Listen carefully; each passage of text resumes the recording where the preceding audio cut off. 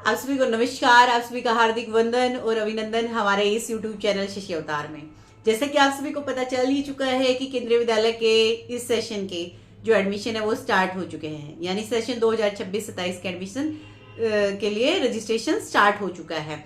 तो रजिस्ट्रेशन जो हमारे क्लास 1 के लिए बालवाटिका 1 और 3 के लिए ऑनलाइन है, जो कि हमारे स्टार्ट है 20 मार्च से, यानी आज से शुरू हो चुके हैं और लास्ट डेट है 2 अप्रैल। परंतु मैं इससे पहले ये बताना चाहती हूँ कि बहुत सारे पेरेंट्स ऐसे हैं जो फॉर्म फिल करने में बहुत सारी मिस्टेक कर देते हैं। तो वही आपको मैं आज थोड़ा समझाने जा रही हूँ एडमिशन गाइडलाइंस के थ्रू। एडमिशन गाइडलाइंस हमारी साथ साथ आ जाती है, जिस दिन एडवर्टाइजमेंट आता है उसी दिन एडमिशन गाइडलाइंस केवीएस के द्वारा इशू कर दी जाती है। तो उन गाइडलाइंस को जानना बहुत जरूरी है ताकि आपके बच्चे का जो एडमिशन है वो किसी ऐसी वजह से ना रुके जो नहीं होनी चाहिए। तो उसके लिए जानना जरूरी है सबको कि वो गलती क्या है जो मेनली पेरेंट्स करते हैं, क्योंकि मैं जैसे अपने एक्सपीरियंस से बताना चाह रही हूँ, कई ऐसी छोटी छोटी गलतियां हैं जो पेरेंट्स फॉर्म फिलिंग करते वक्त कर देते हैं, जाने या अनजाने में। तो उन्हीं पर थोड़ा सा आज रोशनी डालेंगे आज की इस वीडियो में। तो चलिए देखते हैं, आप भी जानिएगा, ध्यान से समझिएगा, कोशिश कीजिएगा। मैं अपनी तरफ से पूरी कोशिश करूंगी समझाने की, ठीक है। तो जैसे कि आप देख सकते हैं कि जो हमारी एडमिशन गाइडलाइन है 2026-27 थोड़ा थोड़ा चेंज होता रहता है हर एक सेशन में गाइडलाइंस में। तो इस साल भी थोड़ा सा चेंज हुआ है एडमिशन गाइडलाइंस में। तो क्या कुछ चेंज हुआ है वो भी डिस्कस करेंगे, बट उससे पहले कुछ बेसिक टर्म्स हैं जिनके बारे में हम सब डिस्कस करेंगे, जो आप सबके लिए जानना जरूरी है। सिर्फ उन्हीं पे डिस्कस करेंगे, ज्यादा टाइम नहीं लूंगी, कोशिश करूंगी जो मेन चीजें हैं आपके काम की वही मैं आपके साथ डिस्कस करूं। कि गाइडलाइंस फॉर एडमिशन इन केंद्रीय विद्यालय पार्ट ए जनरल गाइडलाइंस। जो पार्ट ए है एडमिशन गाइडलाइंस का, एडमिशन गाइडलाइंस केंद्रीय विद्यालय संगठन की ऑफिशियल वेबसाइट पे भी अवेलेबल है, और जो जितने भी केंद्रीय विद्यालय हैं उनकी जो वेबसाइट है ऑफिशियल वेबसाइट, उस पर भी आपको मिल जाएगा। अगर आप देखना चाहें तो गूगल करेंगे तो वैसे भी मिल जाएंगे आपको गाइडलाइंस। तो इस तरह से आप देख सकते हैं उनमें जाकर। तो एप्लीकेबिलिटी या स्कोप की जो ये एडमिशन गाइडलाइंस हैं वो कहाँ कहाँ पर अवेलेबल मतलब लागू होंगी, कहाँ कहाँ पर नहीं लागू होंगी। कि जो ये एडमिशन गाइडलाइंस हैं सेशन 2026-27 के लिए, हमारे एकेडमिक सेशन 2026-27 के लिए एंड ऑनवर्ड्स, और आगे भी अगर कोई चेंज नहीं हुआ तो या इनमें ही थोड़ा बहुत एडिट होगा। तो ये कहाँ अप्लाई नहीं होंगी? These guidelines are not applicable to Kendriya Vidyalaya located abroad and doctor Rajendra Prasad Kendriya Vidyalaya president estate new Delhi. जो हमारी ये एडमिशन गाइडलाइन है ये एप्लीकेबल नहीं होंगी जो हमारे एब्रोड में केंद्रीय विद्यालय हैं और doctor Rajendra Prasad Kendriya Vidyalaya president estate new Delhi में ये गाइडलाइंस हमारी अप्लाई नहीं होंगी। तो उसमें जो कुछ एक पॉइंट्स होते हैं वो थोड़ा हम डिस्कस करेंगे। डेफिनेशंस की किस टर्म का क्या मीनिंग होता है वो थोड़ा आप सब भी जानने की कोशिश कीजिएगा अच्छे से। कि पहला जो पॉइंट है सेंट्रल गवर्नमेंट एम्प्लॉइज, जो पढ़े लिखे हैं वैसे मोस्टली अवेयर भी होंगे, बट फिर भी डाउट रह जाता है क्योंकि वहां पे ये नहीं होता मेंशन कि सेंट्रल गवर्नमेंट एम्प्लॉय है या स्टेट गवर्नमेंट एम्प्लॉय है या पीएसयू में है या ऑटोनोमस बॉडी में है। वहां पर जब हम फॉर्म फिल करते हैं तो वहां पे कैटेगरी 1 2 3 4 5 6 और 1 से लेकर 6 तक हमारे जो प्रोजेक्टेड केवीज आईएचएल में होते हैं, और सिविल या डिफेंस सेक्टर के जो केवीज होते हैं उनमें जो हमारा होता है सिविल या सेक्टर के जितने भी केवीज होते हैं उनमें होता है कैटेगरी 1 to 5। तो वो किस तरह से कैटेगरीज बांटी जाती हैं वो थोड़ा समझेंगे अभी।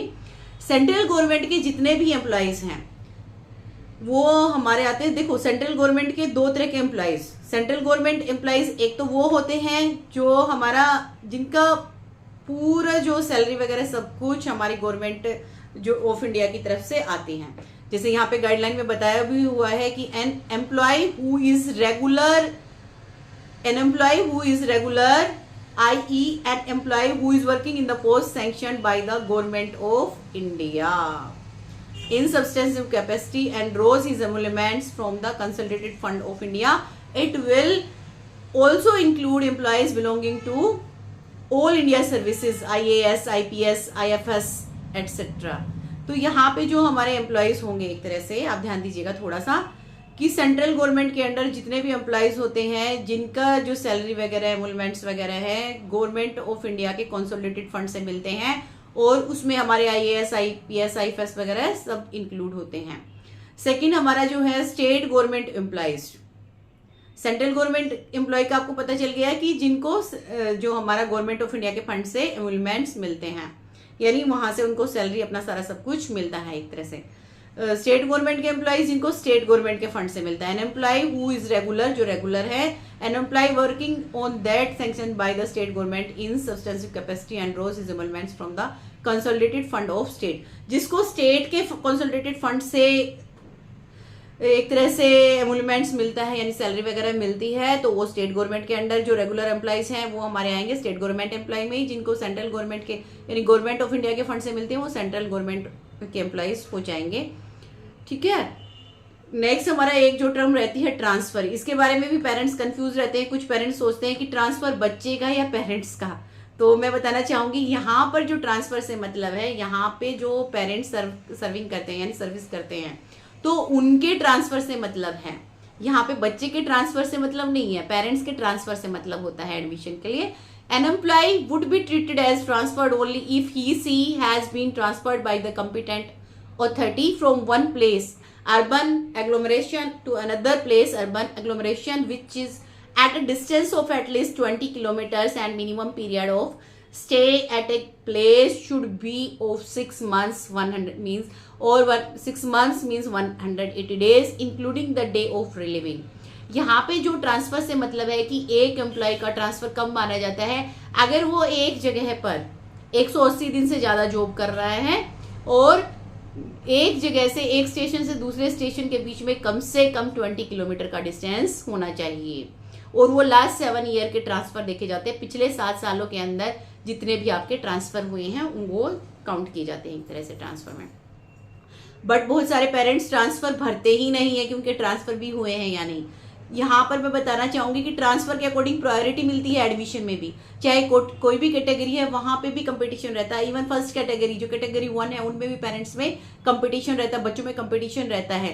तो वहां पर क्या होता है, जिसके जितने ज्यादा ट्रांसफर होते हैं लास्ट 7 ईयर्स के, बस कंडीशन ये होनी चाहिए कि मिनिमम जो डिस्टेंस है एक स्टेशन से दूसरे स्टेशन के बीच में वो होना चाहिए 20 किलोमीटर का, और एक जगह पर मिनिमम स्टे 180 डेज का होना चाहिए।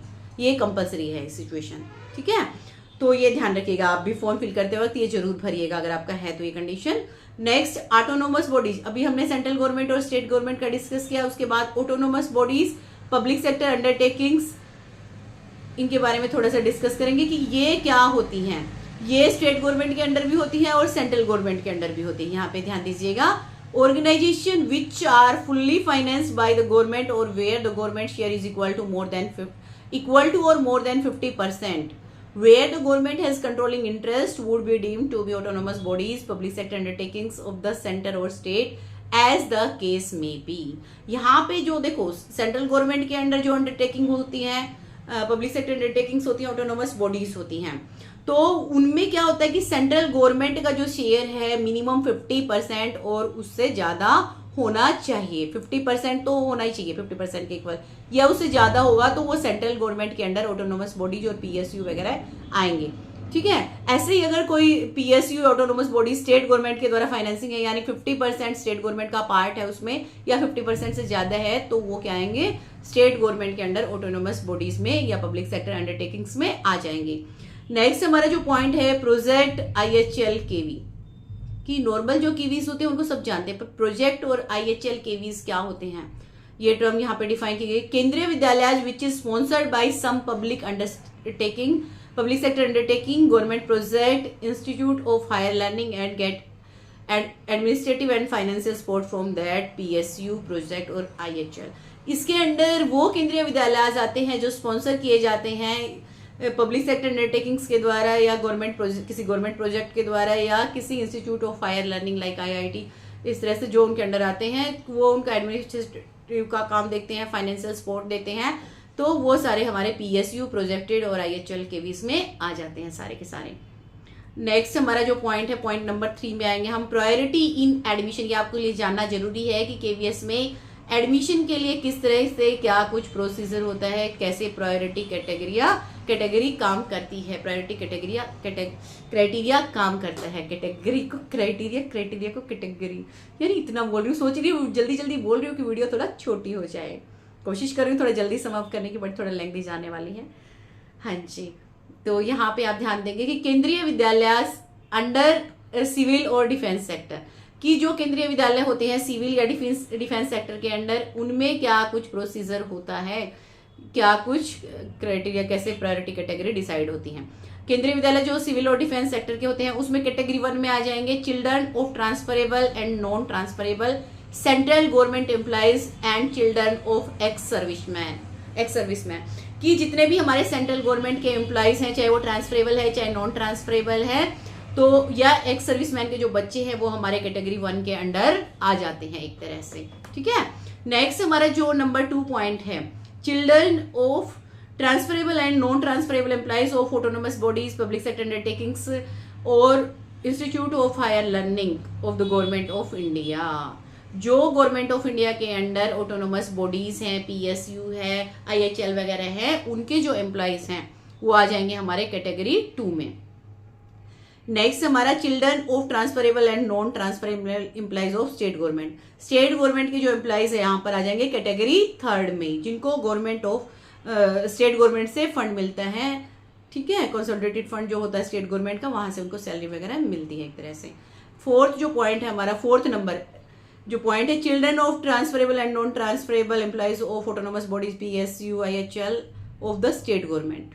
जो स्टेट गवर्नमेंट के अंडर जो ऑटोनोमस बॉडीज हैं, पब्लिक सेक्टर अंडरटेकिंग्स हैं या IHL वगैरह है, उनके जो बच्चे होंगे तो वो आएंगे कैटेगरी 4 में। नेक्स्ट कैटेगरी 5, जितने भी हमारे अभी तक जो नहीं आए हैं वो सब जो बच गए वो हमारे कैटेगरी 5 में आएंगे। तो अभी आपने ये देखा जो हमारा सिविल या डिफेंस सेक्टर का केवी होता है उसमें कैसे प्रायोरिटी दी जाती है एडमिशन में। ठीक है, तो ये क्लियर हो गया होगा, मुझे उम्मीद है आप सबको। फर्स्ट कैटेगरी में आएंगे सेंट्रल गवर्नमेंट के अंडर जो ट्रांसफरेबल नॉन ट्रांसफरेबल एम्प्लॉइज हैं। सेकंड में आएंगे जो सेंट्रल गवर्नमेंट के under PSU autonomous bodies IHL वगैरह हैं उनके। थर्ड कैटेगरी में आएंगे स्टेट गवर्नमेंट के जो एम्प्लॉइज हैं। फोर्थ कैटेगरी में आएंगे जो स्टेट गवर्नमेंट के अंडर IHL PSU वगैरह है या ऑटोनोमस बॉडीज हैं उनके एम्प्लॉइज के बच्चे। और हमारे जो आएंगे फोर्थ कैटेगरी में मैं फोर्थ कैटेगरी बता चुकी हूँ ऑलरेडी। फिफ्थ कैटेगरी में हमारे आ जाएंगे वो बच्चे जो इन चारों में से किसी भी कैटेगरी में नहीं आए हैं। और यहाँ पे नोट दिया गया है, preference in admission towards will be based on the number of transfer जो the parents in the last 7 years, कि पिछले 7 सालों में जो पेरेंट्स के ट्रांसफर हुई हैं उसके अकॉर्डिंग भी प्रेफरेंस मिलेगी।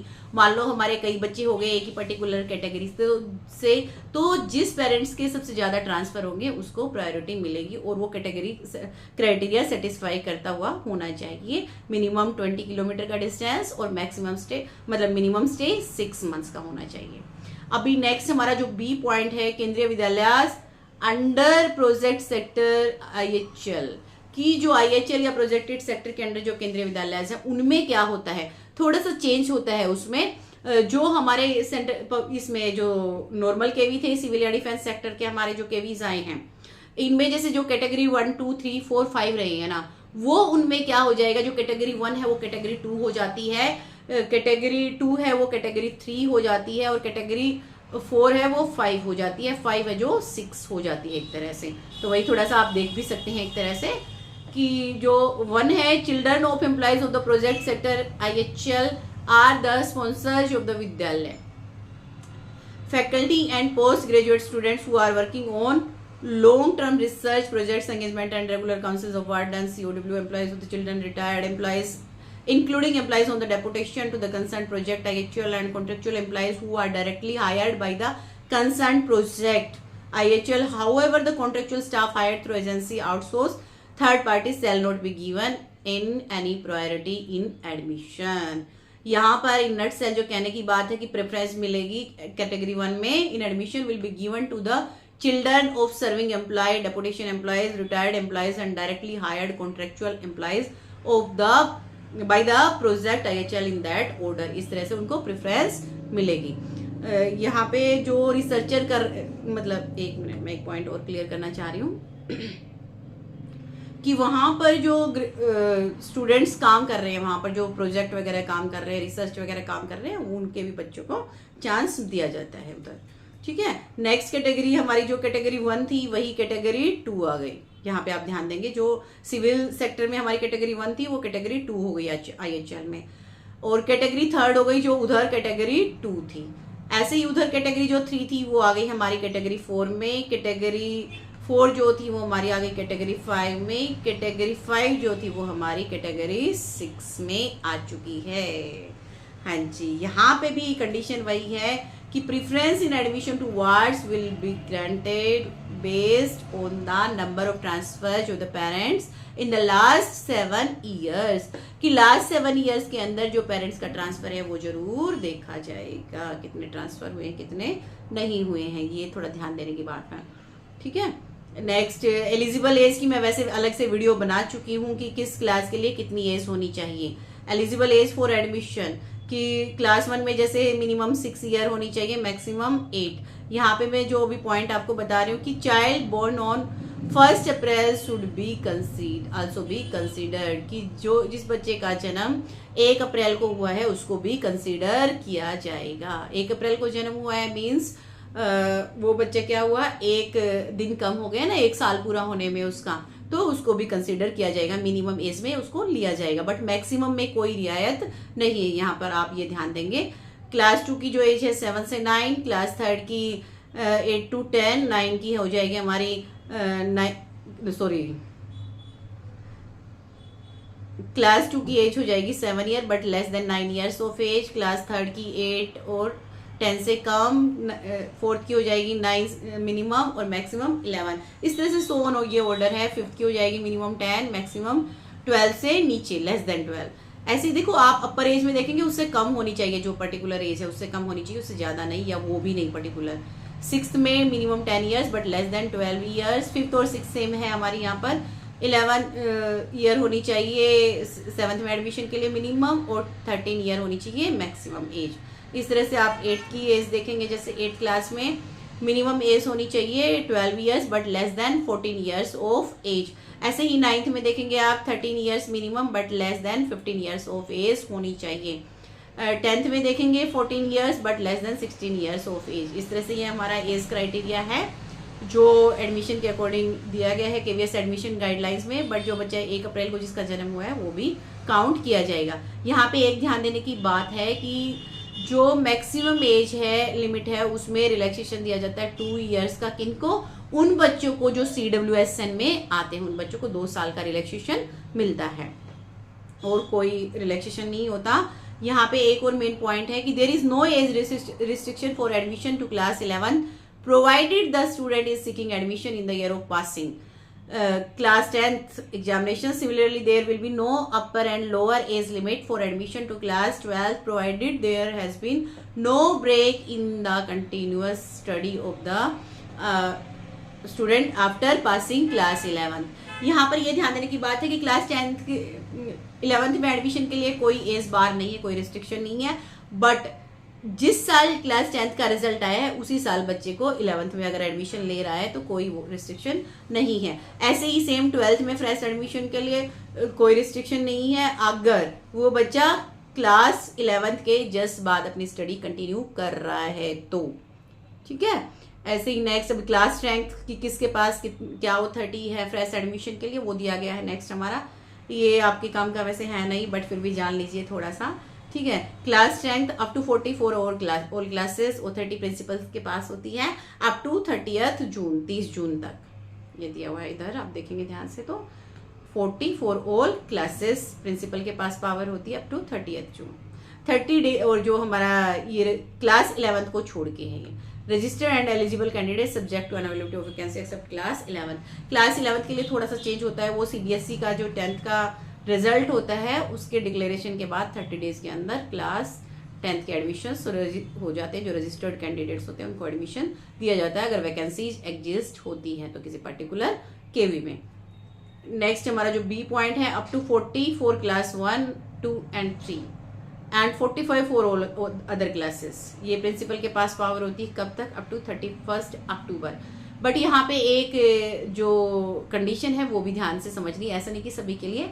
This provision is applicable to the parents of the priority categories 1 and 2 in the civil defence sector KVs and priority categories 1, 2, 3 in the project IHL sector KVs due to, यहाँ पे ध्यान दीजिएगा थोड़ा सा, due to newly joined और mid term transfer in current और previous academic year. ये थोड़ा ध्यान देने की बात है कि सभी के लिए नहीं है, सिर्फ इन्हीं के लिए ही एलिजिबिलिटी है। नेक्स्ट आगे बढ़ते हैं, देखते हैं और क्या कुछ एडमिशन गाइडलाइन में। ज़्यादा नहीं पढ़ेंगे इन डिटेल, थोड़ा आगे बढ़ते हैं क्योंकि ऐसे बहुत टाइम लग जाएगा। जो आपके काम की चीज़ है वही आपको पता होनी चाहिए।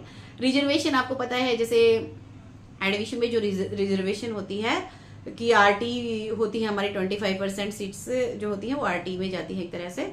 और जो कास्ट कैटेगरी के अकॉर्डिंग जो रिजर्वेशन होती है 15% सीट्स हमारी होती है एससी की, 7.5% सीट्स होती हैं एसटी की, 27% जो कोटा होता है ओबीसी एनसीएल कैटेगरी का होता है, रेस्ट बाकी जाता है। ये हॉरिजॉन्टल रिजर्वेशन रहता है एक तरह से, मतलब कैटेगरी वाइज भी ये सेम आता है एक तरह से। कैटेगरी 1 2 3 सबको मिला के उनमें से होता है एक तरह से।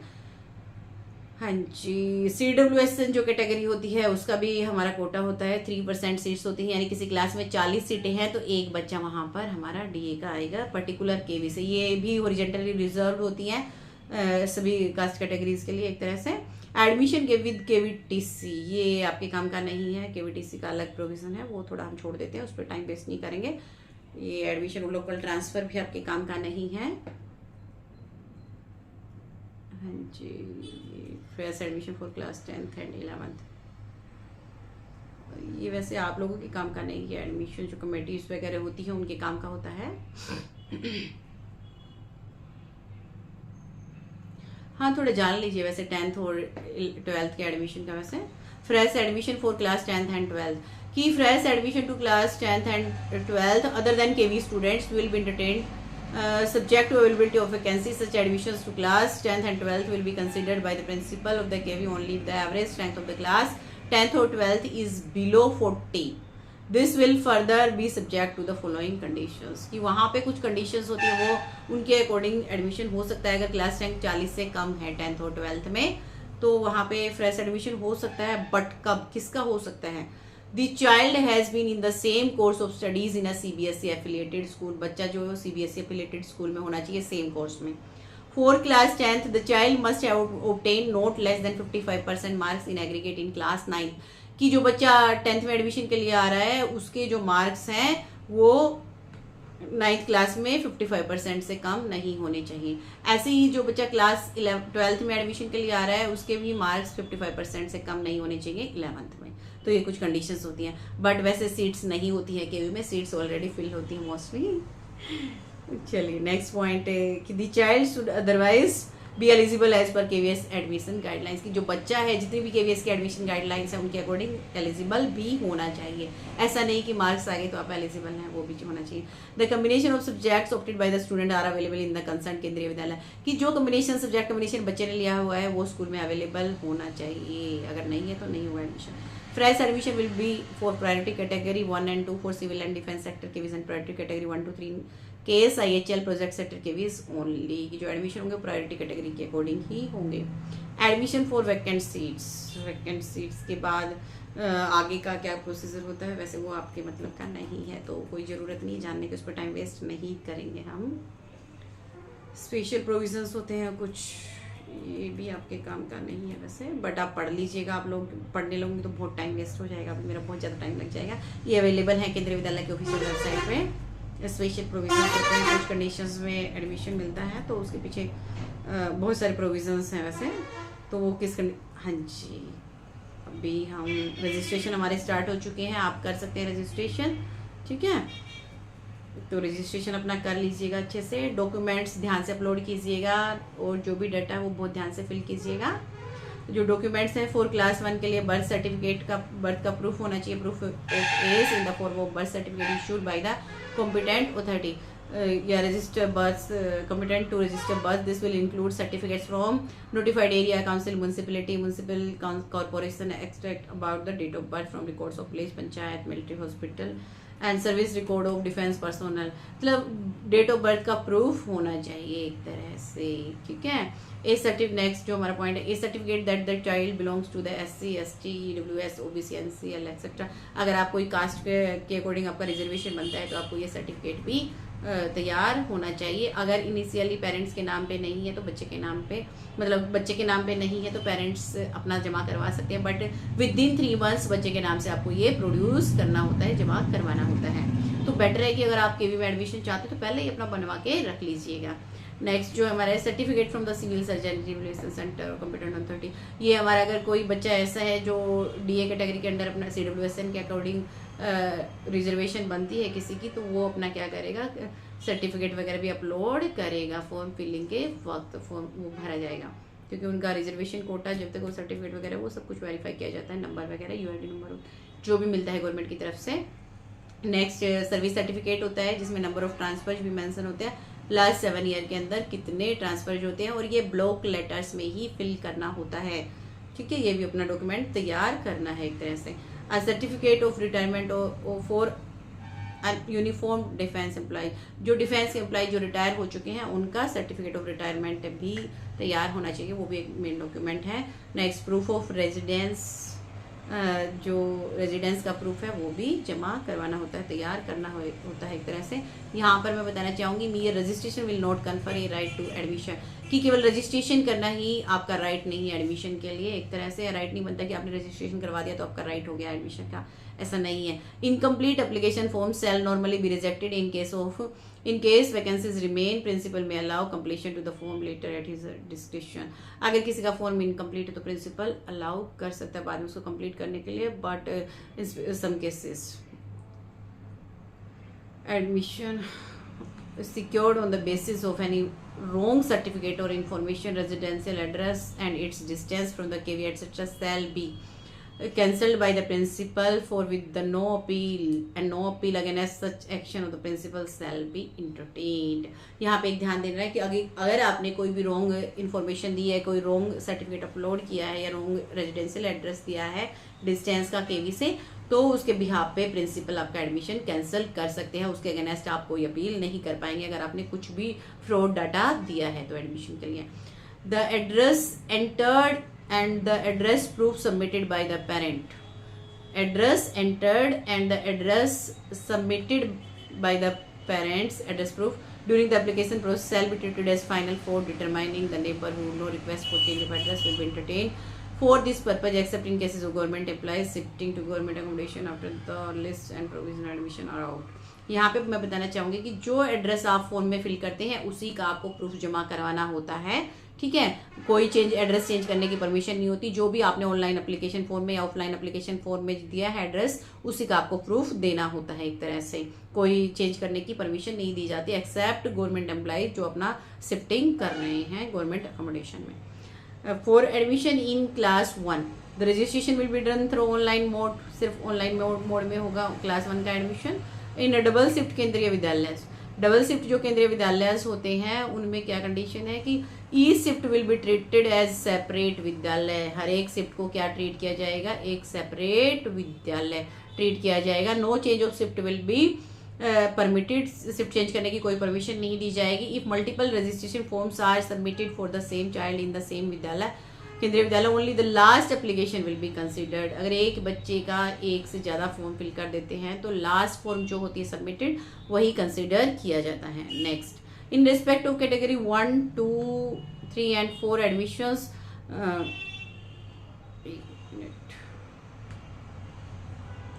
in respect of category 1, 2, 3 and 4 the admissions, the validity of certificates submitted by the parents in proof of their service must be invariably verified by the principal. ये सब कुछ वेरीफाई किया जाता है प्रिंसिपल के द्वारा। ठीक है, the document submitted by the parents और guardians of the children provisionally selected for admission are to be meticulously exam to ensure the authenticity and validity of the same, particularly those who are related to eligibility criteria, certificate of DOB, caste, income, etc. Further, whenever an admission is denied, a written communication should be given to the parents, guardians, outlining all deficiencies, specific reasons for each denial to mitigate the litigation। तो इसमें क्या होता है कि अगर हम एक तरह से जो डॉक्यूमेंट सबमिट होते हैं पेरेंट्स या गार्जियन के द्वारा पूरा वेरीफाई किया जाता है, उनकी ऑथेंटिसिटी चेक की जाती है कि वो सही है या नहीं, पूरा चेक किया जाता है। और अगर किसी का डिनाई किया जाता है तो उसके लिए भी प्रूफ रखना पड़ता है कि किसी का अगर डिनाई हुआ तो किसके बिहाफ पे हुआ है। Method of admission in class 1, ये आपके मतलब का नहीं है। वैसे पहले आरटी, वैसे मैं बता रही हूँ जनरली पहले आरटी के एडमिशन होते हैं, उसके बाद बाकी एडमिशन होते हैं। यहाँ पे सीटों का जानना आप जान सकते हैं। आरटी की 25% सीटें होती हैं, यानी 10 सीट, एससी की 6 सीटें होती हैं, एसटी की 3 सीटें होती हैं, और ओबीसी की 11 सीटें होती हैं। और जो CWSN चाइल्ड का जो कोटा होता है वो पैरेलल मतलब हॉरिजेंटल चलता है। हाँ जी, ये ऑनलाइन होगा, क्लास 1 का पूरा ऑनलाइन लॉटरी होगी, सब कुछ ऑनलाइन रहेगा। आरटी लॉटरी और उसके बाद ऑल CWSN कैटेगरी 1 2 3 से सोन, मतलब ये आपके मतलब का नहीं है वैसे, तो इस तरह से लॉटरी होती है। तो थोड़ा सा मैं इसलिए बता रही ताकि आपको पता चले कि केंद्रीय विद्यालय में किस तरह से क्या कुछ होता है। नेक्स्ट अगर आपके काम का कुछ है तो हाँ जी, यहाँ पे थोड़ा मैं बताऊंगी कि जो applicable for admission under RT, कि आरटी के अंडर कौन एप्लीकेबल होते हैं। जो स्कूल की रेडियस के विदिन, अगर हमारा मेट्रो सिटी में, मेजर सिटीज़ में, अर्बन एरियाज़ में है तो 5 किलोमीटर की रेडियस के अंदर अगर कोई बच्चा रह रहा है, उसका रेजिडेंस है, तो वही एलिजिबल होगा।